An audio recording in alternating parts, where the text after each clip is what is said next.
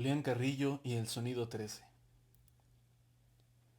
Julián Carrillo es uno de los compositores más importantes y notables de México. Nace, curiosamente, de forma prematura debido a un temblor en el pueblo de Ahualulco en el año de 1875. Fue hijo de una familia de ascendencia indígena y humilde, algo de lo que él se sentía orgulloso y decía: "Soy un indio, hijo de campesinos de Ahualulco". Desde pequeño tuvo importantes acercamientos al ámbito musical, formando parte del coro de la iglesia de su pueblo natal, donde su maestro lo motivó a continuar sus estudios musicales en la capital de San Luis Potosí. Ahí formó parte de la orquesta del maestro Flavio F. Carlos y, debido a su gran versatilidad, llegó a ocupar varios puestos e incluso suplantar al director en ocasiones. En el mundo orquestal tocó bajo la dirección de notables músicos como León Zavala, Félix Guerrero y Carlos J. Meneses. Julián Carrillo llega a la Ciudad de México con el propósito de inscribirse al Conservatorio Nacional de Música. Lo logra y recibe clases del ilustre maestro Melesio Morales. Fue este año, 1895, decisivo para Julián Carrillo, pues un acontecimiento extraordinario marcó el rumbo de su vida. Fue enviado a la clase de acústica impartida por el maestro Francisco Ortega y Fonseca, quien en una clase explicaba a los alumnos que al dividir por la mitad la longitud de una cuerda se produce la octava superior del sonido fundamental. Esta clase sin duda despertó su gran curiosidad, así que siguiendo el mismo procedimiento del experimento visto en clase, dividió una cuerda en varias partes hasta notar que su dedo era demasiado grueso para ciertas distancias, por lo que decidió usar una navaja. Con el transcurso de los días crecía mi inquietud y me preguntaba: ¿qué más hay? ¿Cómo seguir comprobando los sonidos producidos por divisiones más pequeñas de las cuerdas? Por fortuna, pensé en la hoja de una navaja en su parte roma y busqué ayuda de mi condiscípulo Eucario González, para que él llevara el arco, y empecé a dividir el intervalo de un tono que va de la nota sol de la cuarta cuerda del violín hasta llegar a la, y pude oír clara y distintivamente 16 sonidos diferentes, es decir, los 16avos de tono. Con el infinito musical resultante, Julián Carrillo tiene una revelación. Fue como haber descubierto un mundo sonoro completamente nuevo, inexplorado, al que a partir de ese momento dedicaría su tiempo y sus conocimientos para desarrollarlo y difundirlo. Un dato curioso es que lo empezaron a apodar Soniditos. El día 13 de julio de 1895 nació la revolución del sonido 13 en México, con el experimento de un alumno del Conservatorio Nacional, quien rompió aquel ciclo de los 12 sonidos tradicionales con los 16avos de tono, que en su desarrollo han llegado al infinito, en la conquista de los sonidos musicales hasta convertirse en un verdadero sistema, que tiene además nuevos instrumentos, nueva escritura y composiciones que descubren sensaciones ignoradas para el alma humana hasta entonces. Posteriormente, y gracias a un concurso realizado en el Teatro Iturbide, ganó una beca entregada personalmente por el presidente de la República, el general Porfirio Díaz, para que continuara su formación musical en Europa. Primero llega a Francia, con el propósito de entrar al conservatorio, pero debido a su edad no logra ingresar. Entonces se traslada a Alemania, en la ciudad de Leipzig, donde entró a estudiar en el conservatorio de dicha ciudad, teniendo clases con el eminente maestro Salomón Jadassohn. A la vez de los estudios de composición con Jadassohn, realizaba los de violín con Hans Becker, alumno de Joachim en Berlín. Fue entonces que a los 3 meses de llegar a Leipzig, pasó de formar parte de la orquesta sinfónica a como uno de los primeros violines durante 3 años, bajo la batuta de Arthur Nitsch, siendo también primer violín de la Orquesta Real del Conservatorio, con la que estrenará en 1902, bajo su propia dirección, su primera sinfonía en re mayor, primera sinfonía escrita dentro de las formas clásicas por un músico americano. Se gradúa del conservatorio y se dispone a viajar a Bélgica para continuar con sus estudios como instrumentista. Ahí recibe clases de Albert Zimmer, quien lo lleva a participar en el Gran Concurso Internacional de Violín en el año de 1903, en donde obtiene el segundo lugar, pero el año posterior obtiene el primer lugar. Con todos los recursos obtenidos en Europa, decide regresar a México, donde explota sus habilidades como instrumentista, presentando su sinfonía y siendo primer violín en ella, así como en la Orquesta Sinfónica de Beethoven, la cual él fundó y con la que realizó varias giras por México. El presidente Porfirio Díaz, en reconocimiento a sus esfuerzos y aprendizajes realizados en Europa, le regala un violín a Mati. Sin duda un músico de notables talentos y dedicación que lo llevaron a obtener diversos reconocimientos y cargos, como puede ser el de director del Conservatorio Nacional de Música, y a nivel mundial es uno de los músicos mexicanos más reconocidos. Llegamos así al año de 1924, en que una serie de personas llamada el Grupo de los Nueve encendió una feroz polémica atacando las teorías microtonales de Julián Carrillo. Anunciará en el invierno de 1917 con la siguiente profecía. El sonido 13 será el principio del fin y el punto de partida de una nueva generación de músicos que vendrán a transformarlo todo, pues no quedará ni un solo de los instrumentos actuales en uso. Todos ellos serán insuficientes para conducir la abrumadora cantidad de sonidos que van a emplearse. Julián Carrillo dispersa toda duda y mentira sobre su trabajo al comunicarse con los países e investigar si alguno de ellos, como la India o China, tenía ya un sistema microtonal definido. Sonidos infinitos. Julián Carrillo es sin duda, por sus notables habilidades instrumentales, un músico reconocido, pero las aportaciones a la música y a la física en la relación a su sistema Sonido 13 hacen que su vida y obra se vuelvan indispensables para la historia de la música que continuará. En un comienzo, en un sistema de registro solo teníamos 5 sonidos, una escala pentáfona o escala china, de hace aproximadamente 5000 años de antigüedad. Posteriormente, Terprando, un griego que vivió en el siglo VI a.C., agrega la sexta nota. Terprando utilizó el mismo principio de los chinos, caminar de quinta en quinta partiendo de la nota fa. La produjo mi produjo si, el sonido 7. En este momento en el que se forma el primer llamado semitono, mi con fa. Aquí podemos ver cómo los semitonos no nacieron de la idea de dividir el tono. Pero con los sonidos 6 y 7 conquistados por Grecia, se completaron los elementos para la formación de la llamada escala diatónica.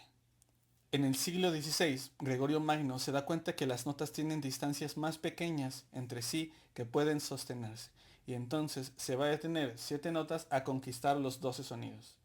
Al llegar a esta división es reforzada por la magistral obra de Johann Sebastian Bach en el clave bien temperado, que es una recopilación compositiva a manera de tratado de la exploración de todas las tonalidades resultantes de las 12 notas de esta escala, haciéndolo con una indiscutible belleza y sellando las bases compositivas de los futuros tiempos.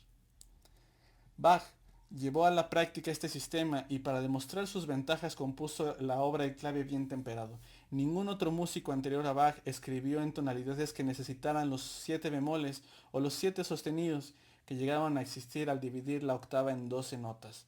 Así, Johann Sebastian Bach llevó a la práctica el sistema temperado que formularon los matemáticos del siglo XVI y que es utilizado hasta nuestros días. Pero es entonces, cuando muchos años después, un mexicano de San Luis Potosí, experimentando con una navaja en su violín, logra obtener entre las notas de sol y la 16 sonidos claramente diferenciables. Con esto amplió los 12 sonidos rápidamente a 96. Pero gracias a los mismos principios no solo fueron descubiertos los 16avos de tono, sino también divisiones de hasta 32avos de tono, obteniendo una inmensa cantidad de variables, un musical infinito sonoro. En el siglo XX, Carrillo logra dividir el tono en 128 partes, extendiendo de este modo a 768 sonidos musicales. Con esto logró abrir la gran posibilidad de poder hablar del infinito musical. Incluso reportó haber obtenido 4 millones de sonidos en las 8 octavas, sonidos difíciles de diferenciar para el oído humano. Pero esto ofrece una gama difícil de agotar para los músicos, pues permite obtener una combinación de 1.193.556.232 sonidos simultáneos, cantidad muy por encima de los 300 que se lograron con los maestros del clasicismo. Con la aportación de este músico potosino se enriquece la gama de sonidos musicales y su posibilidad de combinación se vuelve prácticamente infinita. Es apenas natural entonces que una revolución de esta magnitud no terminara solamente en el incremento de sonidos utilizables, sino en una búsqueda a nivel estructural de la composición, la necesidad imperiosa de un nuevo sistema de escritura y la construcción de instrumentos que pudieran alcanzar la gran gama de colores resultantes del sonido 13. Para la infinita cantidad de notas y variantes resultantes, el sistema de escritura convencional no tenía cabida. Julián necesitaba algo tan infinito como sus notas y que al mismo tiempo fuera simple y asequible para todos. La respuesta siempre estuvo ahí, en los números. Esta forma de escritura no solo ampliaba de forma gráfica las notas, sino al manejar números permitió que su comprensión fuera realmente simple, entendible incluso para personas ajenas al mundo musical. Este principio de escritura es aplicable a obras clásicas, demostrando su simplificación. El maestro Julián Carrillo pensaba que así la música estaría al alcance de todos, que ya no habría separación ni la idea de que la música está solo al alcance de los privilegiados. Al hacerlo con números, las partituras se leerían como cartas, como periódicos, convirtiendo así al maestro Julián Carrillo en un benefactor y maestro para toda la humanidad. Obras e instrumentos. El maestro Julián Carrillo escribió diversas obras, desde sinfonías hasta sextetos, cuartetos para cuerda, obras para piano, guitarra y arpa. En un principio con un carácter claramente nacionalista y recursos compositivos ciertamente convencionales como los que encontramos en la Sinfonía número 1 en re mayor. Pero esta etapa conservadora duró poco, ya que empezó a introducir sus descubrimientos del sonido 13 en sus composiciones, utilizando cuartos y dieciseisavos de tono. Una de sus obras más famosas es Preludio a Colón.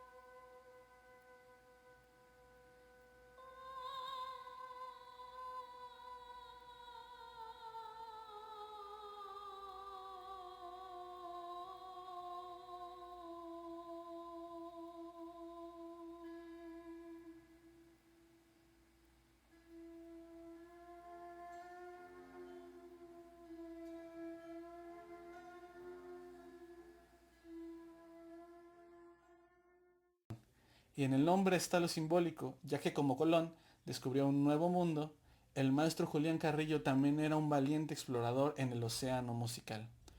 Muchas y muy variadas son las composiciones del maestro, y tuvieron un impacto tal que fue invitado a Nueva York, donde músicos de talla de Bela Bartok quedaron realmente impresionados y atrapados por la riqueza de colores y sonoridades de este nuevo sistema.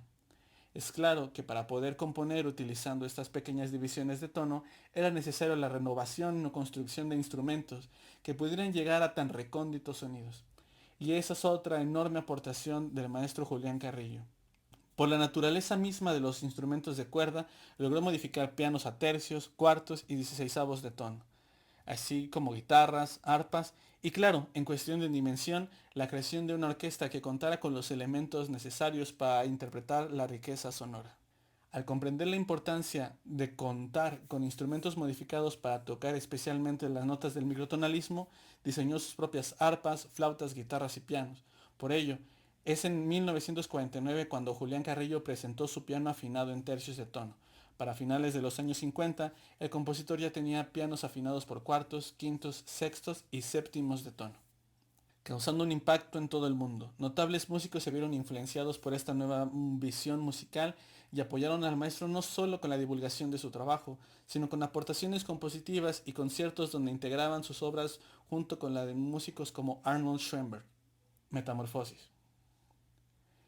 Este título no solo evoca uno de los libros escritos por el maestro Julián Carrillo, Leyes de Metamorfosis Musicales. Es una palabra más que precisa para describir el proceso al que los instrumentos del maestro fueron sometidos. Como ya se mencionó, era indispensable la creación de instrumentos adecuados para estas nuevas oportunidades musicales. El maestro Julián Carrillo lo descubrió tras formar la Sinfónica del Sonido 13, en donde los instrumentos estaban afinados de forma microtonal. De allí surgió la idea de que él podía construir sus propios instrumentos para el sonido 13.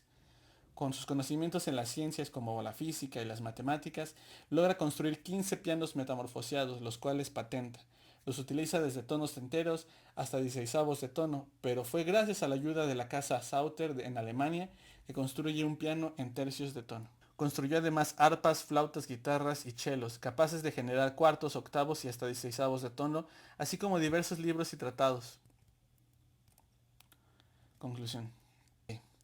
El descubrimiento paulatino de los sonidos existentes nos recuerda una vez más que la música es un ser vivo y en movimiento, y que muchas han sido las mentes, las manos y las vidas dedicadas a este arte, muchos los años para su evolución y crecimiento. Las aportaciones a lo largo de la historia se remontan a miles de años, en donde la antigua China se constituía la primera escala con solo 5 sonidos. Siglo después en Grecia los sonidos 6 y 7. Con la ayuda de Bach se establecen los 12 sonidos que fueron ampliamente usados por los músicos de los periodos siguientes, casi de forma incansable, buscando exprimir todas las posibilidades que brindaban estas 12 notas. Es por eso que esto es tan fascinante, que siglos después, Julián Carrillo aporta no una, dos o 20 notas, sino de verdad una increíble infinidad de ellas, descubriendo los 16avos y 32avos de tono. Así pues, el sonido 13 no es solo un sistema que requiere su propia forma de escritura, su propia instrumentación y una nueva visión compositiva. Es un nuevo y completo mundo. Es la búsqueda incansable de un mexicano con un oído sumamente curioso que, enriquecido con una enorme voluntad y valentía, logra construir un lenguaje nuevo, dándole todo lo que necesita para nutrirse, desde instrumentos para darle voz, un sistema de escritura para su fácil comprensión y divulgación, la difusión en el mundo para su crecimiento y porvenir, la influencia de los músicos posteriores por medio de los cuales el sistema seguirá creciendo y manteniéndose vivo, es el legado de una vida dedicada a la música cuyo valor es incalculable, tan infinito como las estrellas, tan infinito como los números y tan infinito como las notas en el sonido 13.